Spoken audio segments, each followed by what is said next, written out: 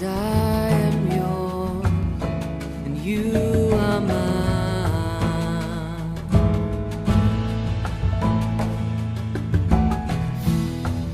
'Cause I am yours, you are mine. You are mine.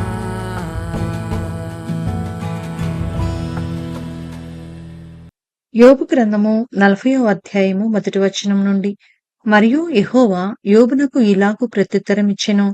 ఆక్షేపణలు చేయుచూచువాడు సర్వశక్తుడగు దేవునితో వాదింపవచ్చునా? దేవునితో వాదించువాడు ఇప్పుడు ప్రత్యుత్తరమియ్యవలెను. అప్పుడు యోబు యెహోవాకు ఇలాగున ప్రత్యుత్తరమిచ్చెను. చిత్తగించుము, నేను నీచుడను.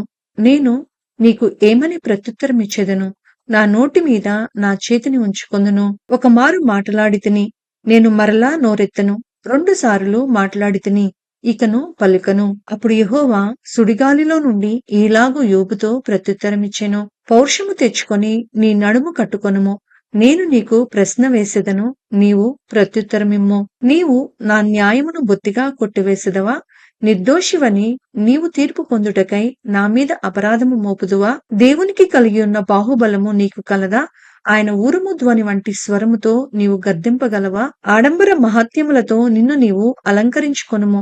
గౌరవ ప్రభావములను ధరించుకొనుము. నీ ఆగ్రహమును ప్రవాహములుగా కుమ్మరించుము. గర్విష్ఠులైన వారినందరినీ చూచి వారిని కృంగచేయుము. గర్విష్ఠులైన వారిని చూచి వారిని అణగగొట్టుము.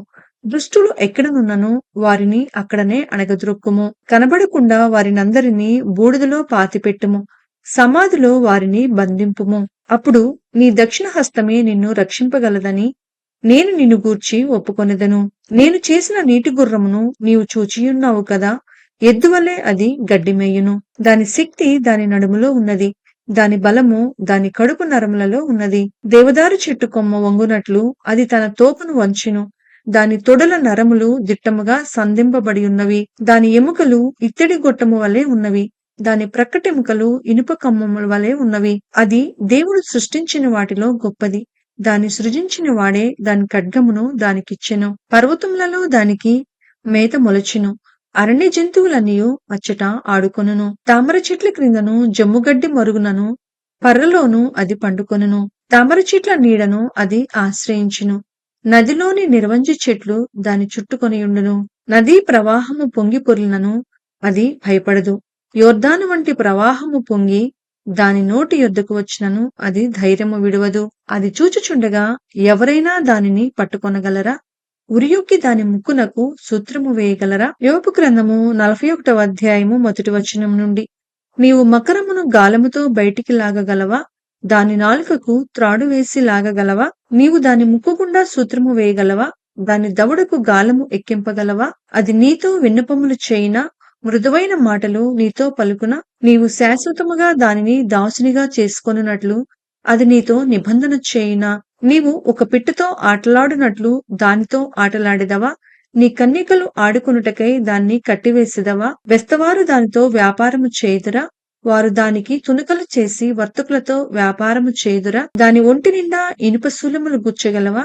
దాని తల నిండా చేప అలుగులు గుచ్చగలవా? దాని మీద నీ చెయ్యి వేసి చూడుము.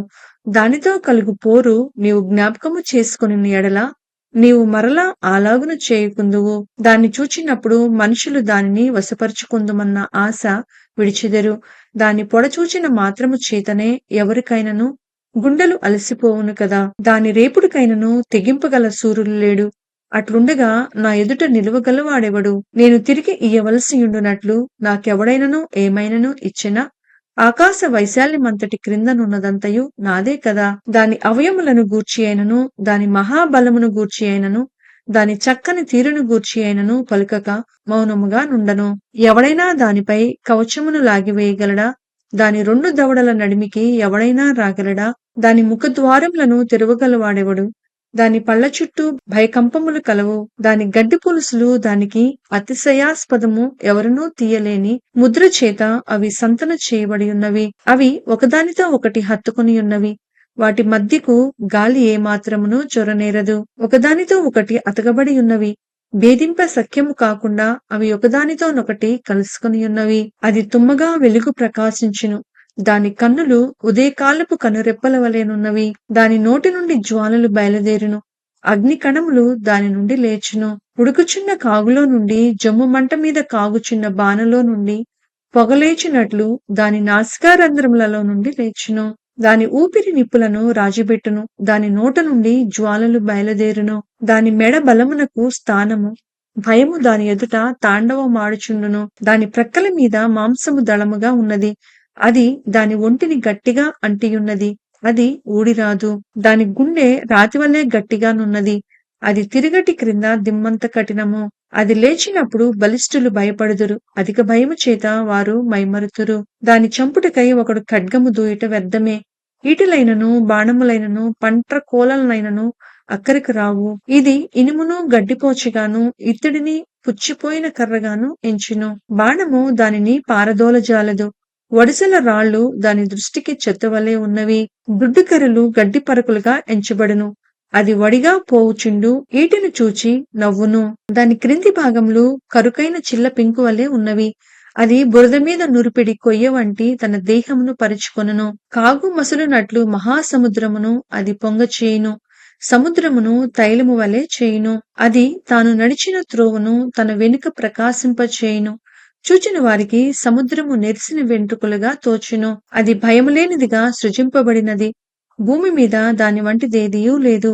అది గొప్ప వాటినన్నిటినీ తిరస్కరించును. గర్వించిన జంతువులన్నిటికీ అది రాజు. యోబు గ్రంథము 42వ అధ్యాయము 1వ వచనం నుండి. అప్పుడు యోబు యెహోవాతో ఈలాగు ప్రత్యుత్తరమిచ్చెను. నీవు సమస్త క్రియలను చేయగలవనియు నీవు ఉద్దేశించినది ఏదియూ నిష్ఫలము కానేరదనియు నేనిప్పుడు తెలుసుకొంటిని. జ్ఞానము లేని మాటల చేత ఆలోచనను నిరర్ధకము చేయు వీడెవడు?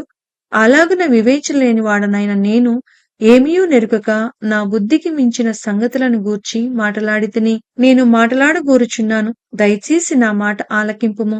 ఒక సంగతి నిన్ను అడిగెదను, దానిని నాకు తెలియచెప్పుము. వినికిడి చేత నిన్ను గూర్చిన వార్త నేను వింటిని. అయితే ఇప్పుడు నేను కన్నులారా నిన్ను చూచుచున్నాను. కావున నన్ను నేను అసహ్యించుకొని ధూళిలోనూ బూడిదలోనూ పడి పశ్చాత్తాపపడుచున్నాను. యెహోవా యోబుతో ఆ మాటలు పలికిన తరువాత ఆయన తేమానీయుడైన ఎలీఫజుతో ఈలాగు సెలవిచ్చెను. నా సేవకుడైన యోబు పలికినట్లు మీరు నన్ను గూర్చి యుక్తమైనది పలకలేదు కనుక నా కోపము నీ మీదను నీ ఇద్దరు స్నేహితుల మీదను మండుచున్నది. కాబట్టి 7 ఎడ్లను 7 పొట్టేళ్లను మీరు తీసుకొని నా సేవకుడైన యోబు నొద్దకు పోయి మీ నిమిత్తము దహనబలి అర్పింపవలెను. అప్పుడు నా సేవకుడైన యోబు మీ నిమిత్తము ప్రార్థన చేయును. మీ అవివేకమును బట్టి మిమ్మును శిక్షింపకయుండునట్లు నేను అతనిని మాత్రము అంగీకరించెదను.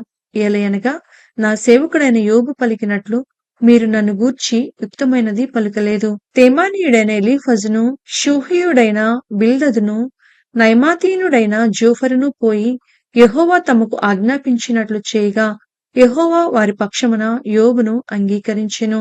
మరియు యోబు తన స్నేహితుల నిమిత్తము ప్రార్థన చేసినప్పుడు యెహోవా అతని క్షేమస్థితిని మరలా అతనికి దయచేసెను.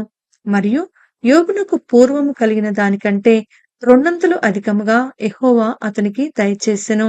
అప్పుడు అతని సహోదరులందరూ అతని అక్కా చెల్లెండ్లందరూ అంతకుముందు అతనికి పరిచయులైన వారును వచ్చి అతనితో కూడా అతని ఇంట అన్నపానములు పుచ్చుకొని యెహోవా అతని మీదికి రప్పించిన సమస్త బాధను గూర్చి ఎంతలేసి దుఃఖములు పొందితివని అతని కొరకు దుఃఖించుచు అతన్ని నోదార్చిరి. ఇదియూ కాక ఒక్కొక్కడు ఒక వరహాను ఒక్కొక్కడు బంగారు ఉంగరమును అతనికి తెచ్చి ఇచ్చెను. యెహోవా యోబును మొదట ఆశీర్వదించినంతకంటే మరి అధికముగా ఆశీర్వదించెను. అతనికి 14,000 గొర్రెలను, 6,000 ఒంటెలను, 1000 జతల ఎడ్లను, 1000 ఆడుగాడిదలను కలిగెను. మరియు అతనికి 7 కుమారులను, 3 కుమార్తెలను కలిగిరి. అతడు పెద్దదానికి ఎమీమా అనియు, రెండవ దానికి కెజియా అనియు, మూడవ దానికి కెరెం హప్పుకు అనియు పేర్లు పెట్టెను. ఆ దేశమందంతటను యోబు కుమార్తెలంత సౌందర్యవంతులు కనపడలేదు. వారి తండ్రి వారి సహోదరులతో పాటు వారికి స్వాస్థ్యములనిచ్చెను. అటు తరువాత యోబు 140 సంవత్సరములు బ్రతికి తన కుమారులను కుమారుల కుమారులను 4 తరముల వరకు చూచెను. పిమ్మట యోబు కాలము నిండిన వృద్ధుడై మృతునొందెను.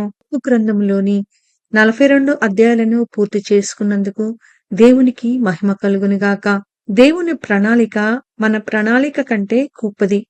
యోబు ఓపికగా భరించినందుకు దేవుడు అతనికి అంతకుముందు ఉన్నదానికంటే రెండింతల ఆశీర్వాదం ఇచ్చాడు.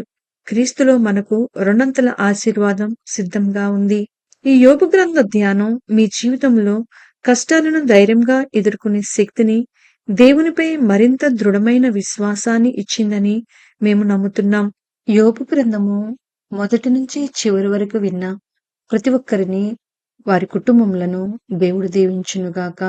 ఆమేన్. రేపటి నుండి మనం బైబిల్లోని మరొక అద్భుతమైన గ్రంథం, కీర్తనల గ్రంథం చదువుకుందాం. ఈ వాక్యం మీకు దీవెనకరంగా ఉంటే దయచేసి మన ఛానల్ ని సబ్స్క్రైబ్ చేసుకోండి. మీ మిత్రులకు షేర్ చేయండి. God bless you all.